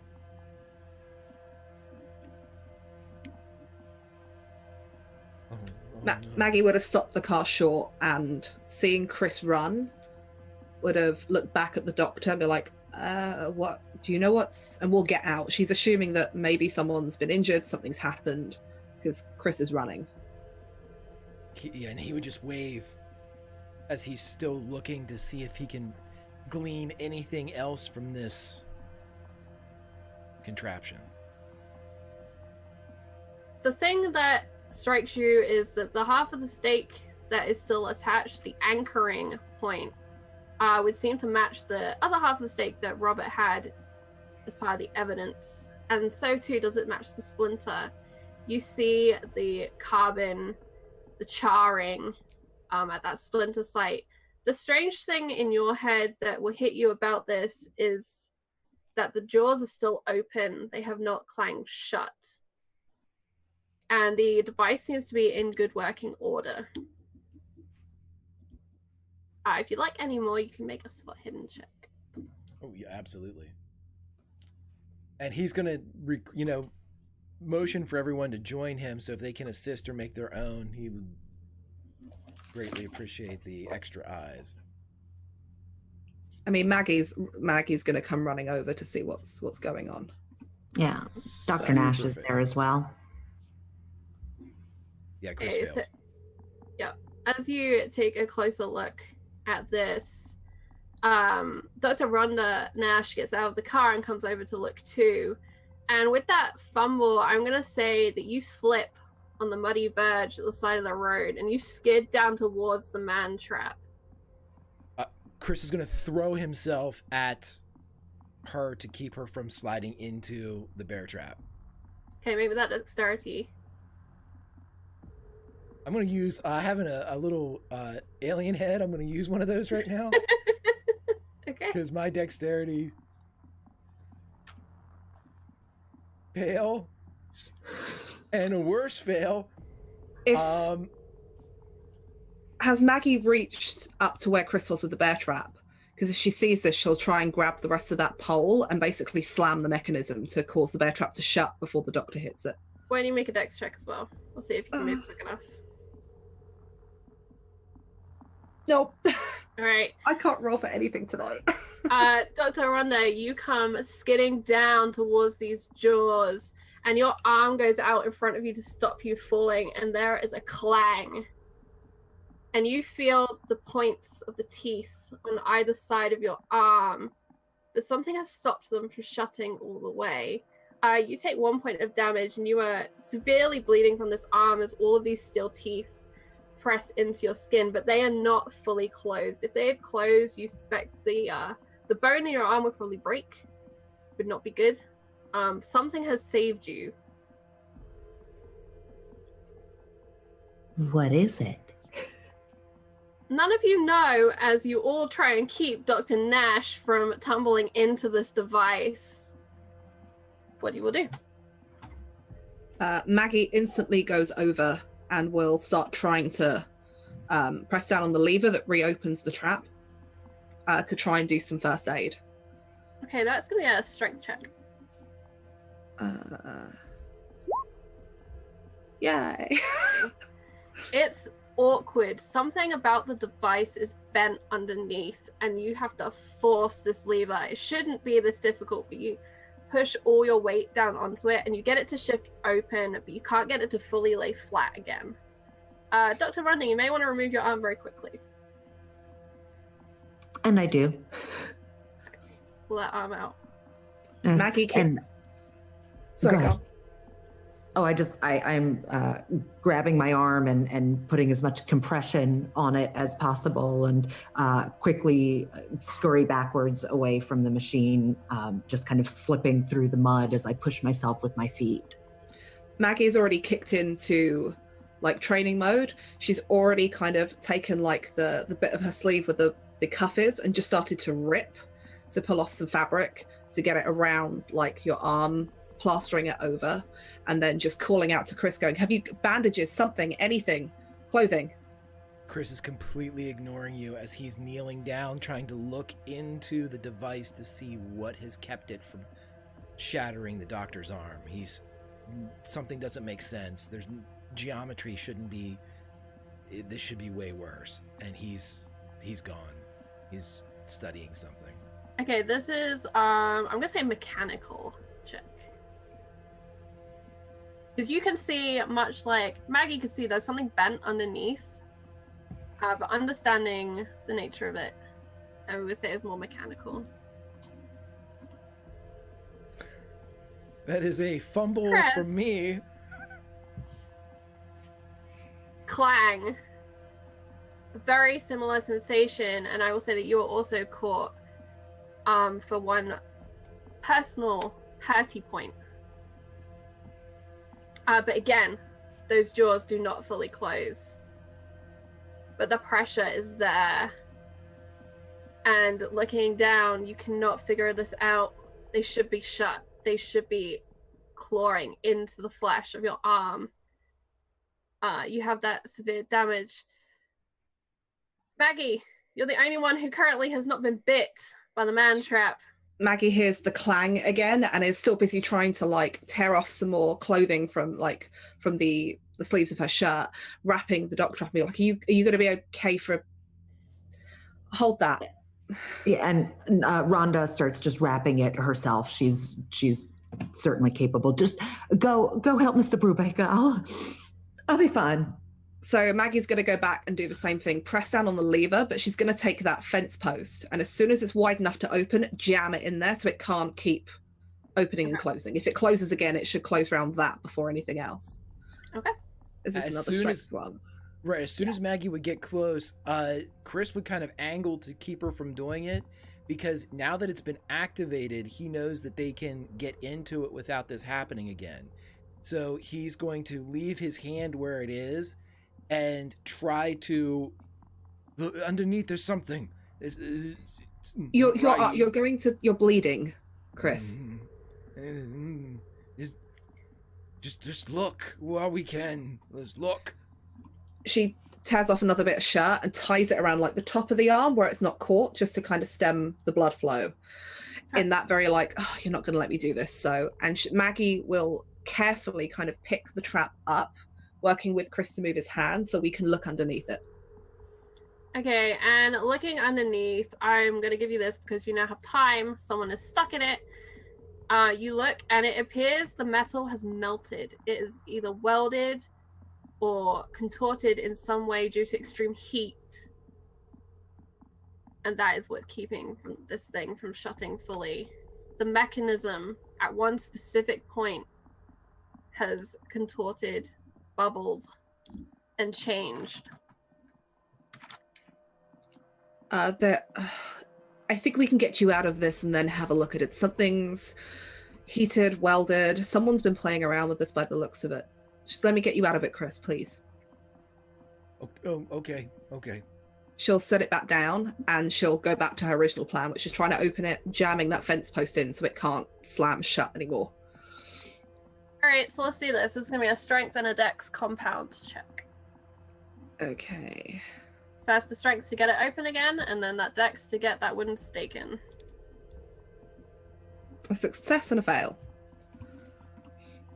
All right, so on the success, you get it open again. On the fail, as soon as that stake goes in and you attempt to keep it there, the jaws come clanging back up. But luckily, it just catches that wood as you'd intended. Yeah. Chris, your arm is out. Maggie will take off the kind of top bandage that she's put and start wrapping it over the cut and kind of place your other hand over it and go, just hold on to that. We're going to have to get some first aid. There might be something in the sedan, but I think most of it ended up in the truck.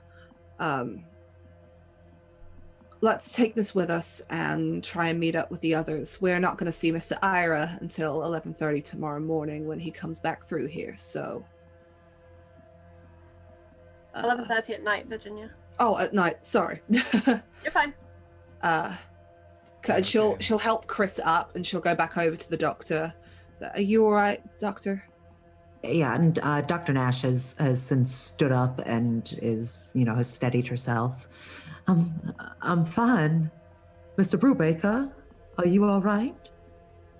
I'm right as the rain. Metal shouldn't What? bubble like that, though. No, but we can do a better analysis once we get back to the other vehicle and with the others. It's, Bubble. What is that thing? it's a bear trap. That's a bear trap. It's a bear trap. Chris, if you're okay, could you take this back, put it in the boot, see if there's a first aid kit for yourself and the doctor? I just want to have a look around here. Absolutely, yes. She'll hand it over to Chris. Maggie just wants to see if there's like drag marks, if it looks like this thing has been dragged to where it is, or if it was staked in the ground nearby. Like, is there a hole where it's been? Okay, so that will be a spot hidden. And while you're doing that and spotting what is hidden, let's go back to the other truck, to the Eastling farm. Check in with Captain Borowski and Miss Thomas. You were there with Flo, and you failed on your roll, I believe, to decipher if there was a difference in stories, correct? I was just about to roll. I was trying to find a skill. Oh, you haven't rolled yet. Okay, perfect. Make that roll for me. I think this is a characteristic thing. I can't find an exact intelligence skill for it. Yeah, education or intelligence. Let's go with intelligence, I think. Sure. It's just a reasoning. I am going to use my last remaining advantage. Okay. Good. From a 99 to a 1. We've had a 100 and a 1 today. There you go. Yeah. It's all different. She's a robot. I don't know.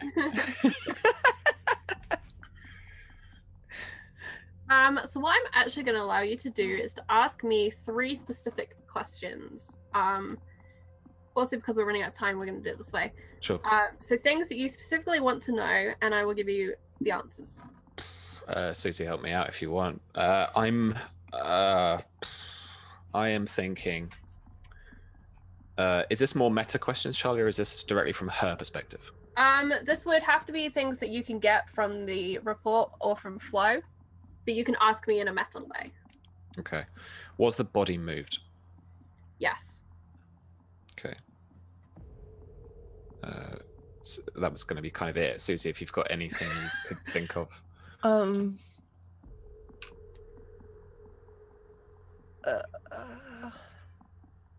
Was Maybe- Flo present at the scene when the police arrived? Did she see what the police did when they came to the scene? Yes. She went and got the sheriff and was with him back at the scene after that. Was there anything based on that specifically, that she was there with them when they were actually investigating the scene? Was there anything that they basically like messed up or overlooked that we would flag up. Okay, so when you push her on that specific detail, asking her if they moved the body, when did they move the body, she says she remembers Haley going to look at the body, and maybe she moved it. She says again that Zachary threw up. Zachary was near the body. And it seems from this that it's likely that they moved the body then and there, to the position that it was then photographed in. So that they messed up that, definitely. They messed up. Okay. Oh, that was 3, right? Yeah. You can ask one more if you want, Susie. I was going to ask about the wedding ring, Susie. That's what I was going to ask, if she saw a ring. Yeah. Was she wearing a wedding ring when Florence arrived on the scene? No. Okay. Okay. And so with that, we are going to cut to later in the evening when you have all reconvened. This will be after you've had a dinner of some sorts. It's been a long day for all of you. You know Ira's train is due in at 11:30. Night has fallen. You've attempted to get a hold of Haley, but no one has been able to kind of tell you where she is. The sheriff says she must be out visiting her sister, who is about an hour and a half in another town. He hadn't heard her say so, but it's something that she does occasionally. Things are quiet and Haley can go out. What do you all do? Weird quick question, Charlie. I did fail that roll, but did I see anything at all about that stake in the ground? No. Or no, okay. Maggie will probably want to talk to Robert and find out what he found from Flo. But she'll also bring up to the whole group, like, so we dropped Chris off on the way to the station, and when we came back, we found a bear trap. Well, I've got it in the back of the sedan. Something's wrong with the mechanism, but both the good doctor here and Mr. Brubaker got themselves caught in it. But it does appear that the fence post it was attached to is the missing bit from the fence post that you found, Captain. Pardon my ignorance. Bear traps not exactly a thing in England. Is that unusual for this area? Is there much cause for there to be bear traps in Muddy? Are they plagued by bears? I don't think so. Robert, make an intelligence check for me. Oh. Can I use Hermley's advantage? Sure. Thanks, Herm. Oh, yeah, I needed that. You remember now the tire from the back of the sedan and the slice in it. And something about the wicked teeth on the device you're being shown triggers a thought. Your car must have been caught in a bear trap. But that was over 45 minutes drive from Muddy, because that was just outside of the town with the Cycle Motel. Someone's using a lot of traps. Someone's investigating this. Charlie, was this trap on the same side of the road that we were driving down? A different road. No, as in the same side. Oh, the same side. Could Maggie? I think it would have been. So what you're saying, that someone knew we were coming and has been... I don't know that, but someone is trying to sabotage this operation. Well, we're a small town. Somebody must know something. I would have my money on Ira. I want to know what he knows about this dead girl, because it sounds like he saw something or knows something. And call it a hunch, but I get the feeling that someone saw what happened to that girl. There was somebody in the dark that night. And this Haley moved the body too. And gosh Well, darn it, I know I want to talk to her, so. Well, that's, I guess, what we do next then. We find Haley. Well, we'll find Mr. Ira tonight and see what he's got going on. Actually, Captain, I would quite like you to come with us. It's probably not wise, even in a small town, for two young women to be out hanging around. And if this man is a drunk, much as I'm capable of handling myself, I would prefer not to have to injure any potential witnesses. Yeah, of course.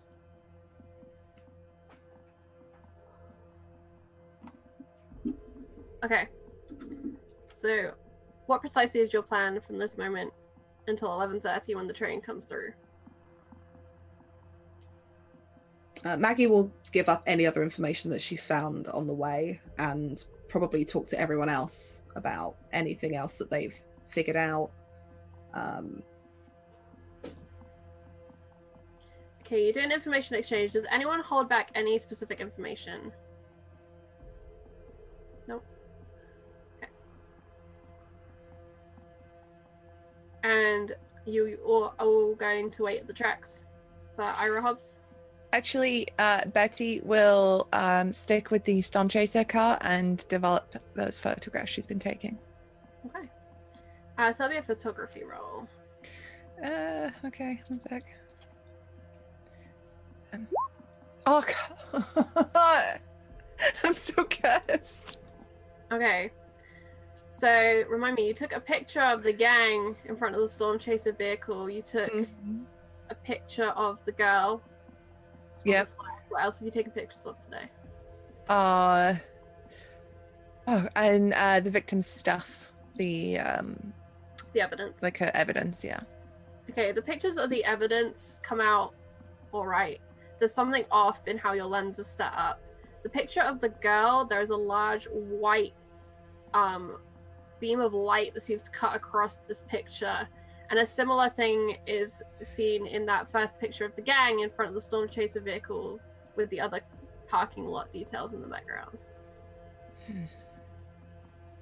Betty's just gonna very annoyingly check over all her equipment and just sulk. Okay. You calibrate. I imagine Maggie leaves the task of looking at the bear trap to Chris because he seemed really interested in it. So she'll make sure that's been taken out of the sedan and put into the Storm Chaser vehicle for Chris if that's what he wants to look at. Okay. So you continue your investigations. You set up your equipment, develop photographs, share information and notes. You check back in with the sheriff, and Haley still hasn't returned. But he assures you this isn't abnormal.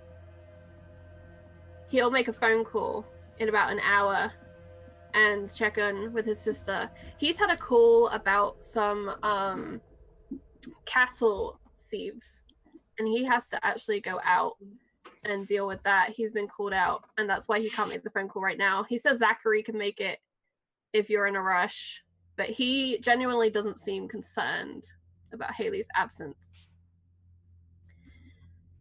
So with that said, who does go to the train tracks? Just get this sorted out. Chris? Dr. Rhonda goes. Dr. Rhonda goes. Betty, you going? Or is there something else you'd like to do?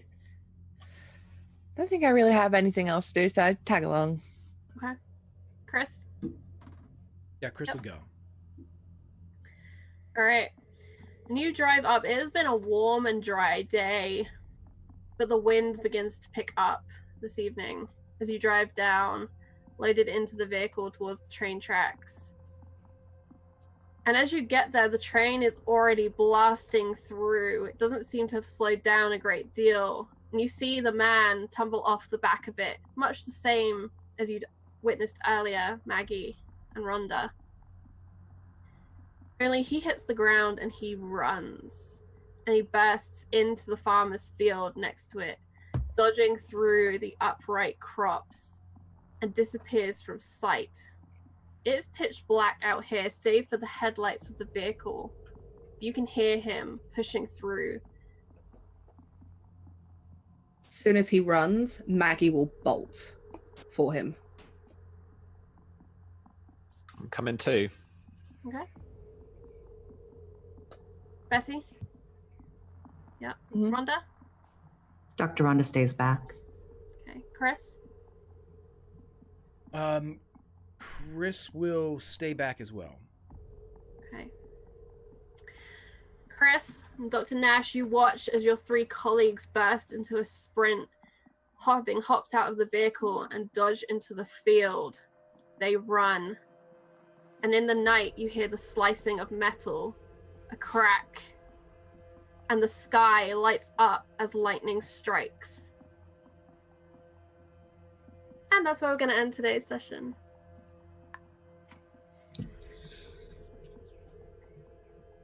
So, thank you all very much in chat for your support and for joining us on this adventure. I hugely overestimated where we were going to get to, but that's all right. That's what happens. Thank you so much for the cast for joining me today. Let's go around, see how everyone is doing. I'd like to know your favorite moment of today, what you hope for next week. If you're not with us next week, have a wonderful time. We will see you very soon. And also where we can find you and what you're up to and all of that good stuff.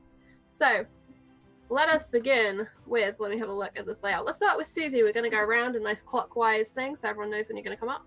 Susie, how you doing?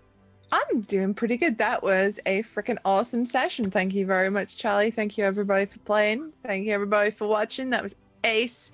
Unfortunately, I won't be here next week as I will be freshly landed in Canada. But I hope that you don't kill Betty while I'm not here. And that she just tuck her away somewhere, give her a dog, cardigan, and a cup of tea, and she'll be all right. Just leave her in corner, she'll be fine. But yeah, you can find me all over the internet at Susanna Grace. I'm a variety streamer who does video games, art streams, and potato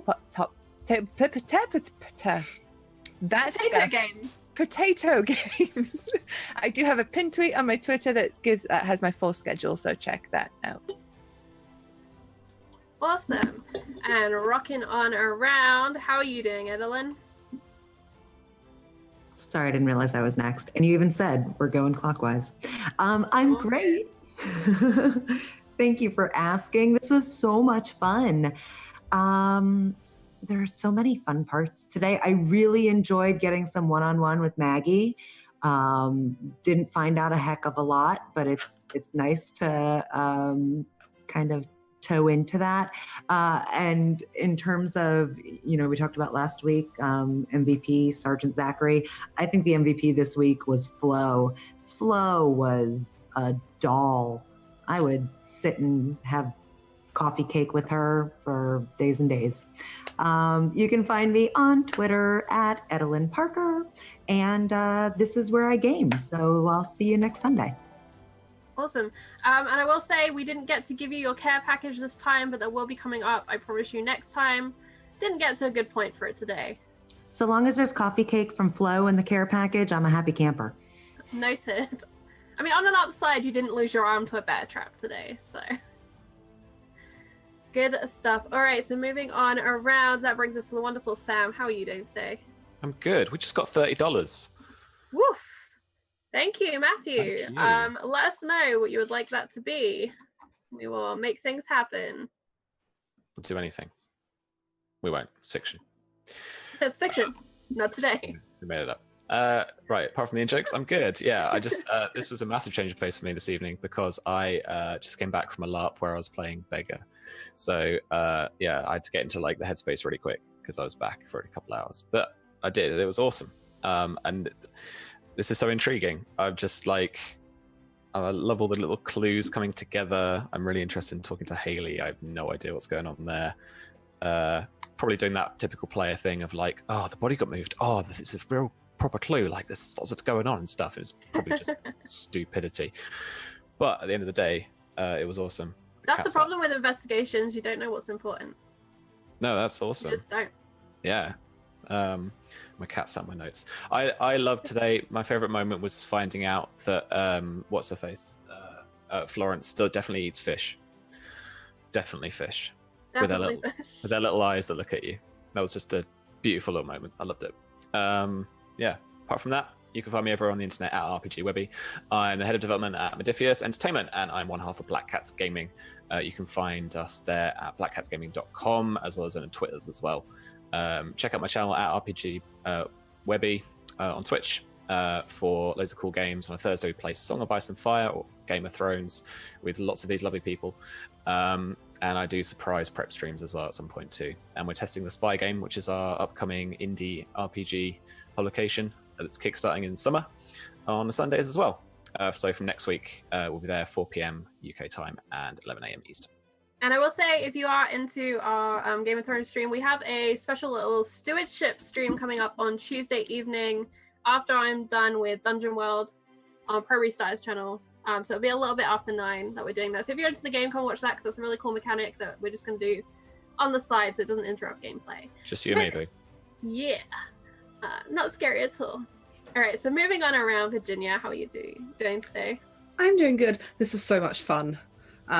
Maggie's whole thing is getting to kind of talk to people and do that kind of thing, because that's what her background's in. So actually getting to chat to people now is exciting for her. It's exciting for her and for me. I have no idea what's going on, but I love that Maggie thinks she's going a little bit mad because she's hearing the voices of dead people talk to her, and is kind of, probably for the first time in her character history, kind of poked back to see what happens, kind of hoping that nothing would happen, and then things happened. It's weird. But other than that, I really like Chris paying attention to that trap, despite the fact he's got his arm in it. It was just really, really bad. I was just like, no, don't get me out of it. See what's going on first. So that was pretty cool. I can't wait to get to the bottom of this. I have no idea. Virginia has no idea what's going on. I'm sure Maggie's probably putting pieces together, but I'm not.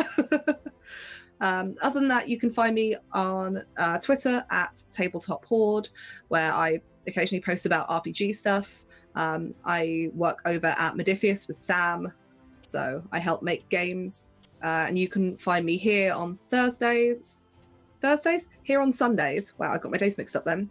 And Thursdays, I am with Charlie, Susie, and Sam on the Song of Ice and Fire game, and with Charlie and Sam on Sundays for this spy game playtest, where we're definitely not disaster spies. We're real good at our jobs. We're really good at our jobs. We're great at it. I don't know why Sam's shaking his head. We're great. Speaking of real good at their jobs, Greg, how are you doing? Wow, what a segue. I love it. I had a blast playing this game.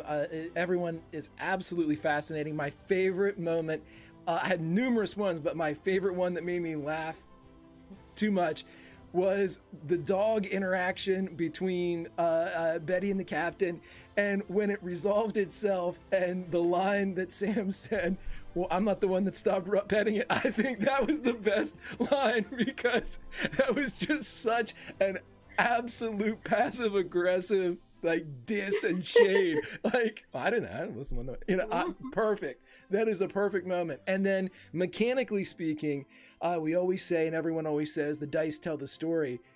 When we had the doctor running down to check out the bear trap from the car and then fumbles into the bear trap, that's when the dice say, hey, how about this too?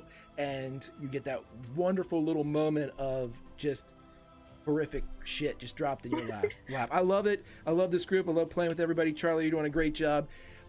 Investigations, I have red herring question marks around a whole bunch of shit, but Chris doesn't know what's going on, and Greg really doesn't either, so I can't wait to figure it out, like everybody else said. So Grimjack21502 on the Twitter, part of the Tales from the Grim team here on the Twitch, and I will hand it back to our fantastic keeper, Charlie. Thank you. Thank you all.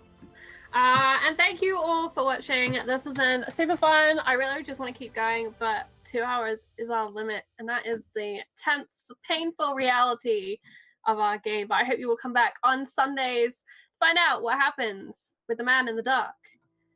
So without further ado, Greg, we lined up a little something. I don't know if it came out during the game, but we could play that now as we say goodbye to everyone. I got it in there. Okay. So as you ran off, yeah. Awesome. So yeah, check out everyone, all the handles and everything. We will be back here 4 p.m. Eastern next week, walking the line between truth and fiction, Fantastic. lies, and everything else. And as the campfire goes down, there's only one thing left to say. You can't always roll nat 20s unless you're playing Cthulhu and you roll ones and hundreds and all that stuff. but you can always role play. We'll see you next time, everybody.